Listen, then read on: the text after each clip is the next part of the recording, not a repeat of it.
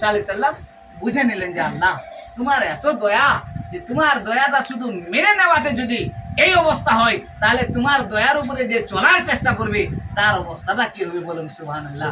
তাই কোরআন বলছে ইয়া আইয়ুহাল্লাযীনা আমানুত্তাকুল্লাহ, হে আমার বিশ্বাসী বান্দাগণ আল্লাহকে ভয় করো, আল্লাহকে ভয় করে। এই আল্লাহর ভয়টা যতক্ষণ পর্যন্ত আমাদের পরিপূর্ণ হবে না ততক্ষণ পর্যন্ত আমরা ঈমানদার হতে পারবো না। প্রকৃত ভয় যখন আমরা ভীতু, আল্লাহর ভয়ে ভীতু হয়ে যাব, ইনশাআল্লাহ ইহ জগতেও কামিয়াবি এবং পর জগতেও কামিয়াবি হব। একবার জোরসোনার কাছে বলছেন আল্লাহ এই শহরের মধ্যে সবচেয়ে আমার উম্মতের মধ্যে খারাপ উম্মতি, সবচেয়ে যে খারাপ সেই উম্মতিটাকে আমি একটু দেখতে চাই। বলুন জোরে প্রথম লোকটা যে আসবে সেই মনে করো না সবচেয়ে খারাপ উম্মতি তোমার। বলুন সুবহানাল্লাহ। মুসা আলাইহিস সালাম সকালবেলায় নামাজ পড়ে দেখতে হবে যে উম্মতিটা কোনটা খারাপ। ওই মোড়ে রাস্তার ধারে গিয়ে বসে আছেন, দেখতে পাচ্ছেন একজন লোক বেশি বয়স্ক নেই, 35-40 বছরের মতো বয়স, একটা ছোট্ট বাচ্চাকে নিয়ে হেঁটে হেঁটে চলে যাচ্ছেন। তো মুসা আলাইহিস সালাম বুঝে নিলেন যে আমার উম্মতের মধ্যে আপাতত এই শহরের মধ্যে সবচেয়ে খারাপ হচ্ছে এই বান্দা। বলে আল্লাহ খারাপটা তো দেখালে, এবার সবচেয়ে ভালোটাকে আমাকে দেখাও। এবার সবচেয়ে ভালো যেটা আমার উম্মত সবচেয়ে যে ভালো তাকে আমি দেখতে চাই।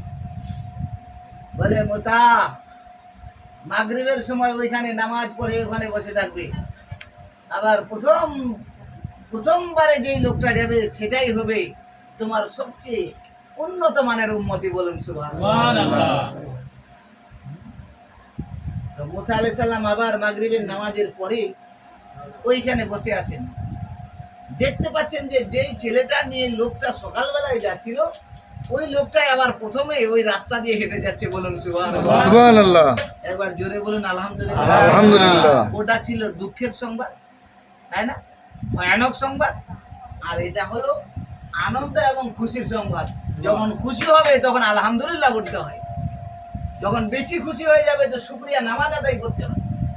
বলে 4টা বেটি তারপরে বেটা হলতে কি করবে, বলে দিলে নাচনটা আর হিলে যা খালি ধরে বেড়া খালি ওই বলে মাটির মত পা পরে নেওয়ার মানে এত স্পিড কেন বেড়াতে বলে কোহেন না, বলছে মনটা দিয়ে আমার খালি আজ আনন্দ, মনে হচ্ছে মাটির মতো আমরা পড়ি না নাই কেঁদু করেন সিঙ্গার উপর না পানির উপর না গদির উপর, 4টা বেটির পর বেটা দেখেছি সেই ব্যাপার। বলছে আরে তোমার ভিতরে যদি ইসলামের আলো থাকে তাহলে তুমি ওই কথাটা বলবে না।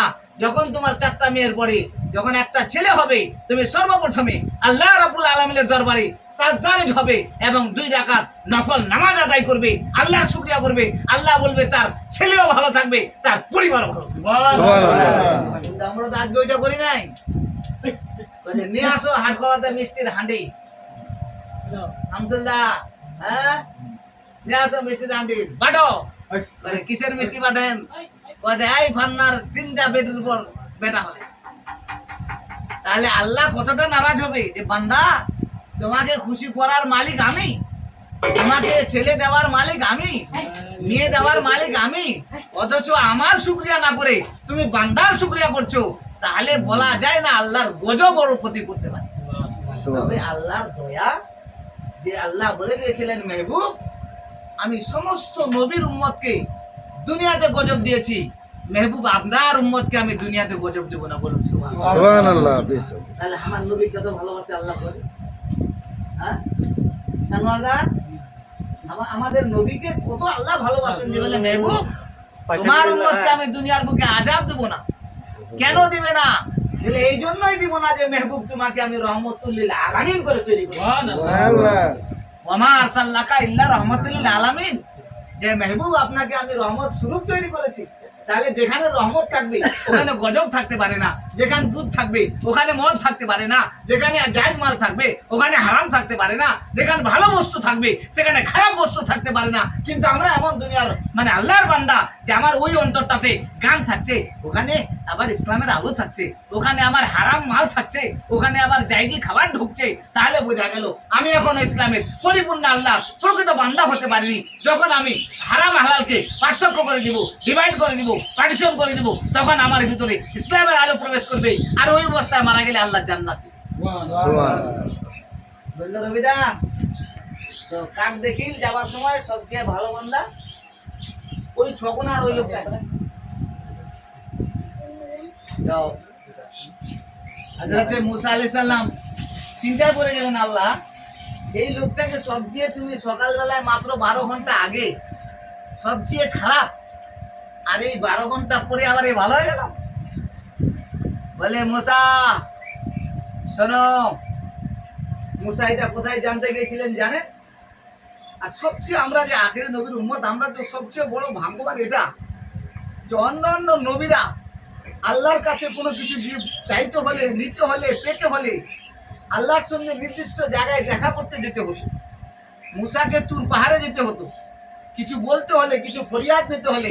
কিন্তু আমার মুস্তাফা আয়েশা সিদ্দিকার বিছানায় শুয়ে আছে, ওখানে আল্লাহর কোরআন নাজিল হয়ে গেল। আয়েশা সিদ্দিকা আমার নবী মুস্তাফার মাথা দেখছেন, কিংবা আমার নবী আয়েশা সিদ্দিকার মাথা দেখছেন, আর ওইখানে আল্লাহর কোরআন নাজিল হয়ে গেল। বলে মেহবুব তুমি যেখানে যেখানে যাবে ওখানে ওখানে আমার ওহী নাজিল হবে। বলুন সুবহানাল্লাহ। তাহলে বোঝা গেল যে আমার নবীর শান মান কত, আর ওই নবীর উম্মত আমরা যে আমাদের কত বেহায়াই আছে আমাদের ভিতরে। একটু অন্তর দিয়ে চিন্তা করেন যে আমি মোস্তাক, তোমার ভিতরে কতটা খারাপই আছে, তোমার ভিতরে কতটা অন্যায় ঢুকে আছে, তোমার ভিতরে কতটা নাজায়েজি মাল আছে। আমি নিজে নিজে একবার যদি ভেবে নিই, ইনশাআল্লাহ সেই মালটা আমার যদি বের করে দিতে পারি, হারাম কাজ থেকে বেঁচে নিতে পারি। কোরআন বলছে হাক্কা তুকাতিহি, যে তুমি ইত্তাকুল্লাহ, যেমন ভয় করার হক রয়েছে আল্লাহকে ভয় করো। তো ভয়টা কখন হবে? যখন আপনি হালাল হারামকে ডিভাইডেশন করে দিবেন, পার্টিশন করে দিবেন, আলাদা করে দিবেন, জায়েজ নাজায়েজকে আলাদা করবেন, পাক নাপাককে আলাদা করবেন। আপনি যখন পাক হয়ে চলার চেষ্টা করবেন, তখন আল্লাহর রহমত আপনার উপরে আমার উপরে বর্ষিত হবে। চলুন, মুসা আলাইহিস সালাম চলে গেলেন তুর পাহাড়ে। যাওয়ার পরে বলছেন, আল্লাহ ওই লোকটাই সকালে দেখালে তুমি, আমার ওই লোকটাই মাগরিবের সময়, সকালে খারাপ ছিল বিকালে ভালো। বলে মুসা শোনো, ওই ছোট্ট বাচ্চাটাকে নিয়ে ওরা দুজন বাপ বেটা যখন সকালবেলায় যাচ্ছিল, ও এমন কোনো নোংরা কাজ করে নাই যেটা বাদ আছে। জেনা থেকে নিয়ে, সুদ থেকে, ঘুষ থেকে, হারাম থেকে, ডাকাতি, দাহানানে, ছিনতাই, সবকিছু ওর ভিতরে আছে। বলুন সুবহানাল্লাহ। সুবহানাল্লাহ। একটু জোরে বলেন সুবহানাল্লাহ। সুবহানাল্লাহ। সবকিছু ওর ভিতরে আছে। বলে আল্লাহ তো সবকিছু আছে, তো এই 12 ঘন্টার ভিতরে আবার পরিবর্তন কি করে? বলে ওর ছেলেটাকে নিয়ে যখন সে পাহাড়ের দিকে যাচ্ছিল, জঙ্গলের দিকে, তার ছেলেটা বলছে, বাবা এটা এত বড় বাগান, এর থেকে কি বড় আছে কিছু? বলে আছে বেটা। বলে কি বড় আছে? বলে সামনে যে পাহাড় দেখতে পাচ্ছ, এই পাহাড় বড় আছে। বলুন জোরে একবার জোরে বল সুবহানাল্লাহ। সুবহানাল্লাহ। যে এই পাহাড় বড় আছে। আবার ছোট বাচ্চা জিজ্ঞেস করছে, বাবা এই পাহাড় থেকে কি আর কিছু বড় আছে? বলে হ্যাঁ পাহাড় থেকে বড় আছে। বলে কি আছে? বলে আল্লাহর আসমান বড় আছে। বলুন সুবহানাল্লাহ। ছোট বাচ্চা তো আবার প্রশ্ন করছে, বলে বাবা এই আল্লাহর আসমান থেকে আরো কিছু বড় আছে? বলে আল্লাহর পৃথিবী বড় আছে। বলে বাবা ওর থেকে কি বড় কিছু আছে? বলে হ্যাঁ বড় আছে। কাঁদতে লাগলো তখন সেই নওজোয়ান, কাঁদতে কাঁদতে ঝরঝর করে অশ্রু প্রবাহিত, তার চোখ থেকে পানি গড়িয়ে যাচ্ছে। বলে বেটা এর থেকে বড় আছে তোমার বাবার গুনাহ বড় আছে। বলুন সুবহানাল্লাহ। কাঁদতে কাঁদতে বললেন যে বেটা এই পৃথিবী থেকে যদি বড় থাকে তাহলে তোমার বাবার গুনাহ। ছোট্ট বাচ্চা বলে বাবা তোমার গুনাহ থেকেও কি কিছু বড় আছে? আল্লাহ রাব্বুল আলামিনের নেক বান্দা মুসা নবীর উম্মত বললেন, আল্লাহর কসম এই বেটা তুমি যখন এটাই প্রশ্ন করেছো, শোনো শোনো এর থেকেও বড় আছে। বলে বাবা সেটা কি? বলে আল্লাহর রহমত বড় আছে। সুবহানাল্লাহ। এর থেকেও বড় আল্লাহর রহমত আছে। কোরআন বলছে লা তাকনাতু মির রাহমাতিল্লাহ, যে তুমি আল্লাহর রহমত থেকে বঞ্চিত হয়ে যেও না। খুব বিপদ, খুব বালা মুসিবত। আল্লাহ বলছেন যে তুমি আমার রহমত থেকে না উম্মিদ হইও না। তুমি এটা মনে করবে না যে আল্লাহর রহম তোমার প্রতি হবে না। আমার রহমের ভিতরে তুমি বিশ্বাস রাখবে তো তোমার উপরে গজবও যদি চলে যায়, অসুখ বিসুখও চলে, ওর ভিতরে আমার রহমত তোমার উপরে থাকবে। বলুন সুবহানাল্লাহ। এই যে বললো গজে বলছে প্রা হয়, এই যে ছোট অসুখ হয়ে গেল, এই যে মোর অসুখ হয়ে গেল, এই যে ফান্না হয়ে গেল, এই যে মোর মাটা মরে গেল, এই যে ধান লাবণ নষ্ট হয়ে গেল, ইখান হয়ে গেল। আরে ওর ভিতরে কোরআন বলছে যে তুমি আল্লাহর উপরে বিশ্বাস রাখো, রহমত মানো আল্লাহকে। যখন তুমি আল্লাহর উপরে বিশ্বাস রেখে রহমতুল আলামিন বলে মেনে নিবে, তখন আল্লাহর রহমত তোমার উপরে বর্ষণ হবে। সুবহানাল্লাহ। হয়তো আমরা মনে করি যে অসুখ বিসুখ হলে বুঝে নিতাম, বুঝুন বালা, এটা মনে হয় খুব জ্বালা।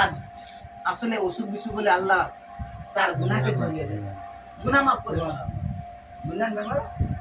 তো এবার সেই মুসা আলাইহিস সালামকে বললেন, হে মুসা, যখন ওর ছেলেটা বলল যে বাবা এর থেকে কি বড় আছে, বলে তখন যখনই ও বলেছে যে আমার গুনাহ থেকে বড় আছে বেটা, বলে কি, বলে আল্লাহর দয়া। বলে হে মুসা, যখন আমার দয়ার উপরে ওর বিশ্বাস হয়ে গেছে যে ওর গুনাহ থেকে আমার দয়া বড়, সঙ্গে সঙ্গে আমি রব্বুল আলামিন, আমি তখন রহমতুল আলামিন হয়ে তার সমগ্র গুনাহকে মার্জনা করে তাকে সবচেয়ে উন্নত মানের উম্মতি বানিয়ে। সুবহানাল্লাহ। দেখলেন আল্লাহর দয়া? হ্যাঁ, খালি কথাটা ভাই বিশ্বাস করিল যে আল্লাহ তুই সব চায় দয়া, মোর গুনাহ থেকে তোর রহমত বড়, তার সঙ্গে সঙ্গে সমস্ত গুনাহর আল্লাহ মাফ করে দিবে। তাইলে আজ আমরা যে যা কিছু করিয়াই মনে করেন মানে নিজের মানে পিছনের জীবনত আল্লাহর দরবারে যে একবার যে আমি সাজদারে হয়ে দিই যে আল্লাহ তোর ভয়ে মই ভিতর মোলামর সব গুনাহ মাফ করে দে। আল্লাহ কাছে বান্দা তুই দোয়াটা করতে করতে তার আগেই তোর গুনাহ আমি মাফ করে দিই। সুবহানাল্লাহ, তাই না?